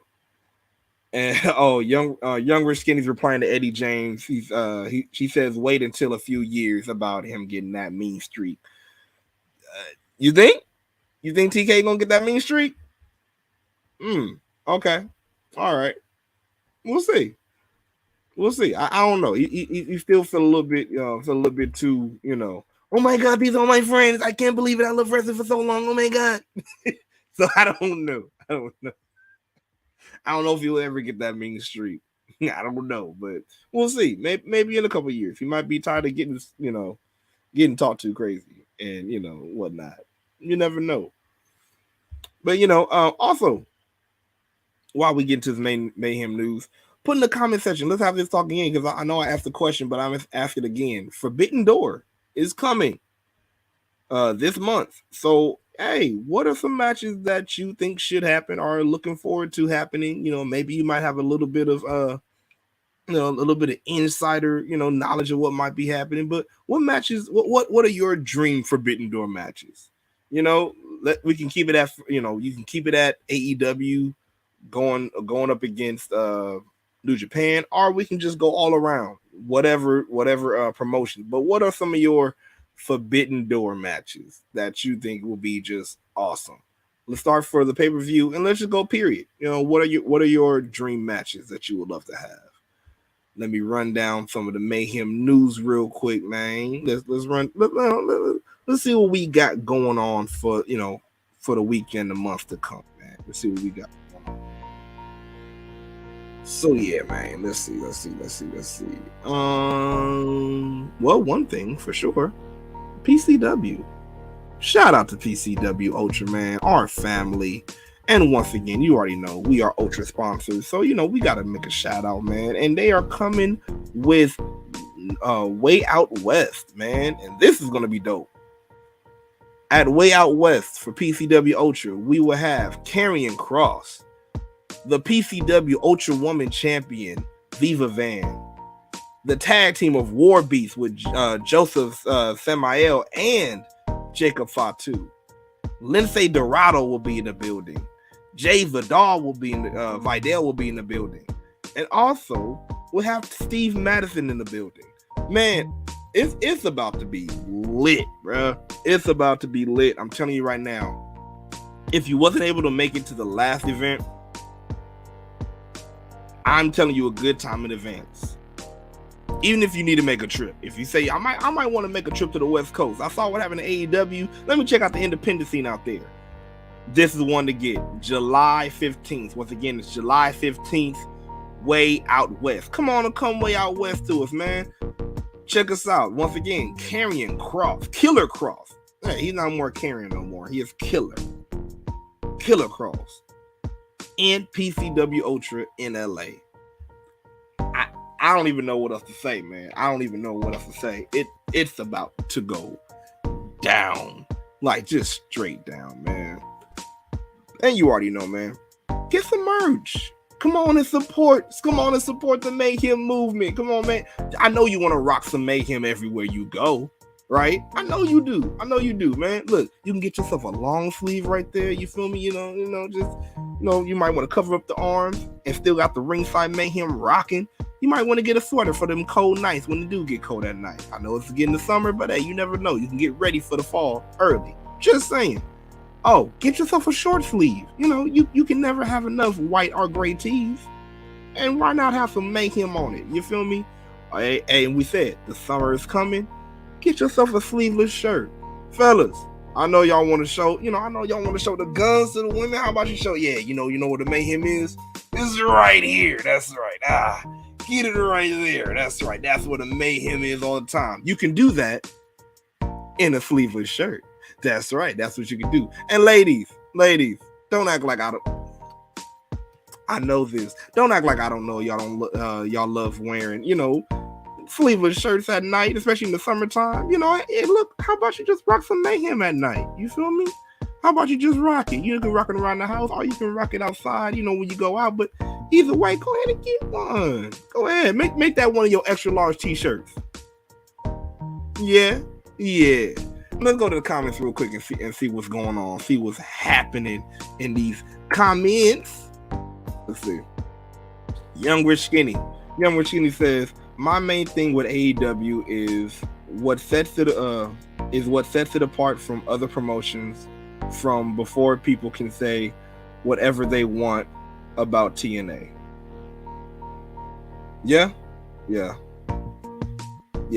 It's true. It's true. Like I said, AEW definitely set themselves apart from other promotions. And and I'll say even TNA did. You feel me? Like I'm not gonna lie. With TNA, they set a standard for me because before TNA, I wasn't that much into women's wrestling because all I saw from women's wrestling was WWE and bra and panties matches. Then I turn to TNA and I see knockouts.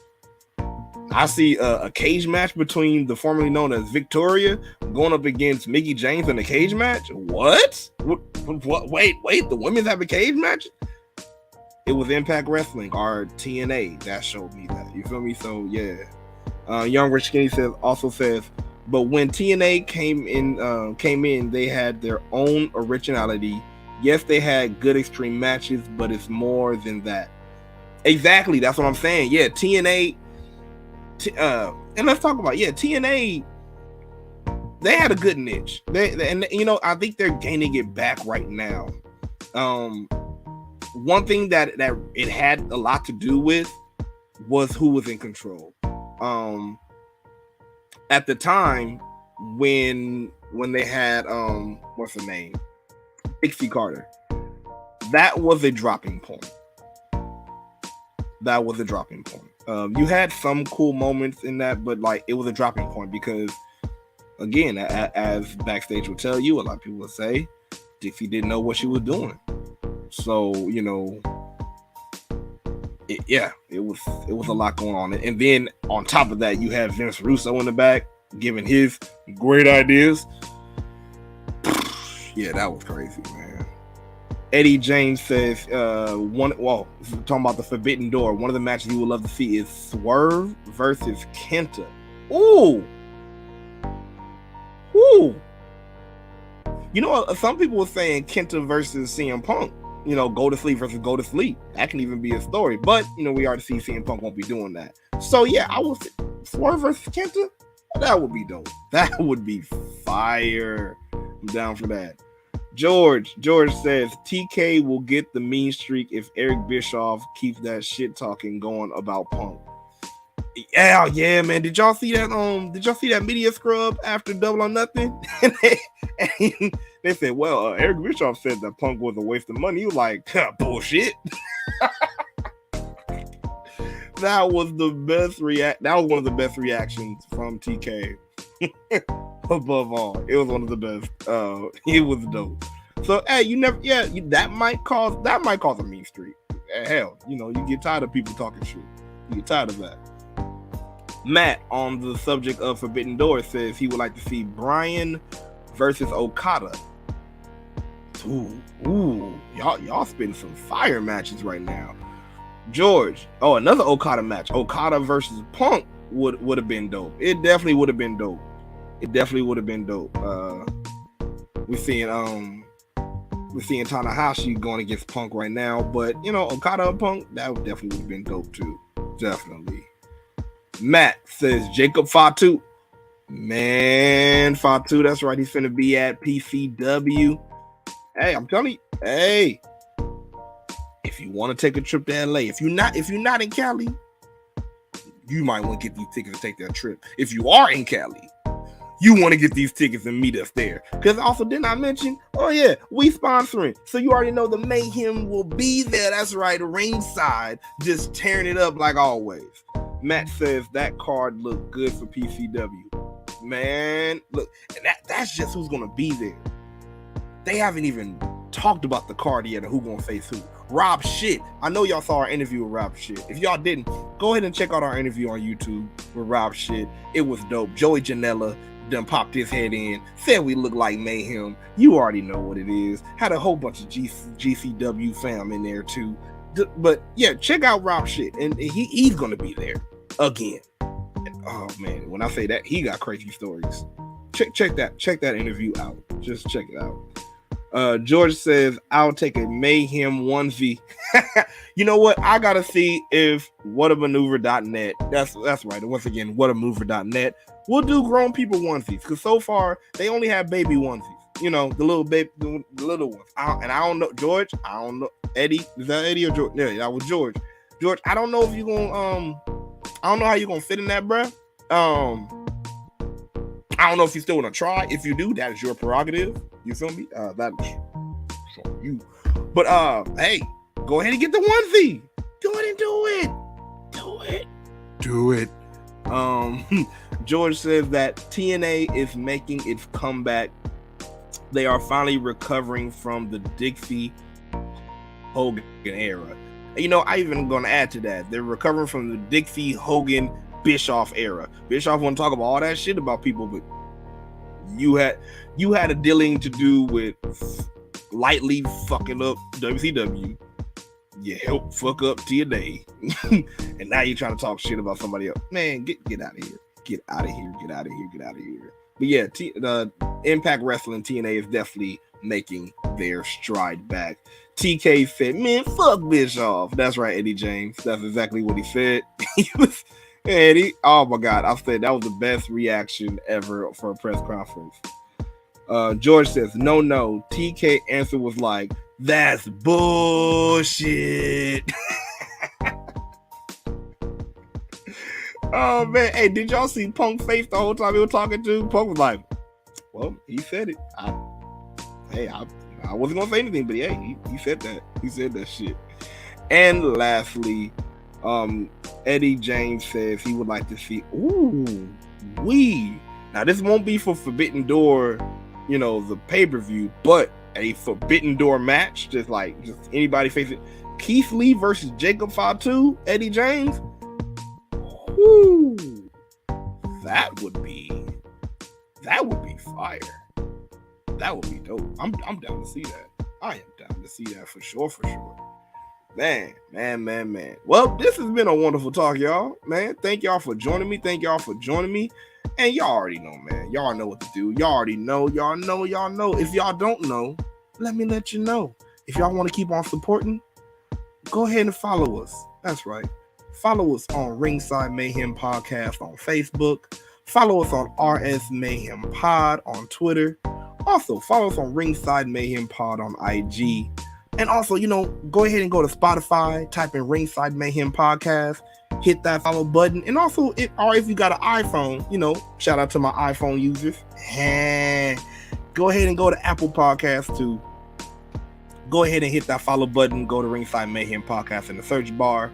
And even if you can't watch, you can go ahead and listen to these episodes and past episodes. And you never know. You never know what you might hear. You never know what golden nugget you might find. You might want to mention, hey, remember when y'all said X, Y, and Z? So yeah, y'all go ahead. Yeah, put that follow button right there on all these: Facebook, Twitter, Instagram. Go ahead and follow Spotify, Apple Podcasts, or wherever your podcast platforms are. We got Google Podcasts, man. Go ahead and search us out. And you might say, how do I find all of that? Well, boom, right here. If you need to, we have a QR code right here. You can screenshot this. You can scan this QR code and it will take you straight to our whole link tree right there. And check us out, man. Go ahead and follow us on all social media. Follow us on all podcast platforms. And don't forget to subscribe to us on YouTube. That's right. I said subscribe to us on YouTube, right? Now, all of y'all right there that's watching, go ahead and comment, like, share, and subscribe. All y'all that's watching on Facebook, go ahead and go to YouTube, right? And that's watching on Twitter. Go ahead and go to YouTube. Subscribe to SSAW TV, right there, SSAW TV, and click that subscribe button, right, for all our past episodes. You feel me? That's our old episodes, but also SSAW, that's our umbrella. Shout out to SSAW. But then, more importantly, go to Ringside Mayhem Pod TV. Go to Ringside Mayhem Pod TV. I'm going to say it one more time for the 1, 2, 3. Go to Ringside Mayhem Pod TV. Go ahead and hit that subscribe button right there. And then click the notification bell to stay updated on new episodes. Man, and then, you're going to get the times, the countdowns, everything, man. And go ahead, man, support. Share this episode. If you like this episode, go ahead and share it. Share it on Facebook. Share it on Twitter. Go ahead and share it on YouTube. Man, get that link. Share it everywhere. Man, let's raise up the mayhem. Let's raise up the mayhem movement. Matt already said it was a good solo episode. Thank you very much, Matt, man. You already know we appreciate you, bruh. And he said I had to hit the like button. See, he had to do it. So why don't you go ahead and do it too, man? But you already know. You already know what to do. I gotta go. This has been him. Yes, right, it's him. It may be AM. Nah, right now it's PM. But I'm still your same old GM, the KLASS. Woo! Your boy is so sick with it. And you can catch me next time. Same time, same channel. Ringside Mayhem Pod TV. While the mayhem, it goes down. Let's go.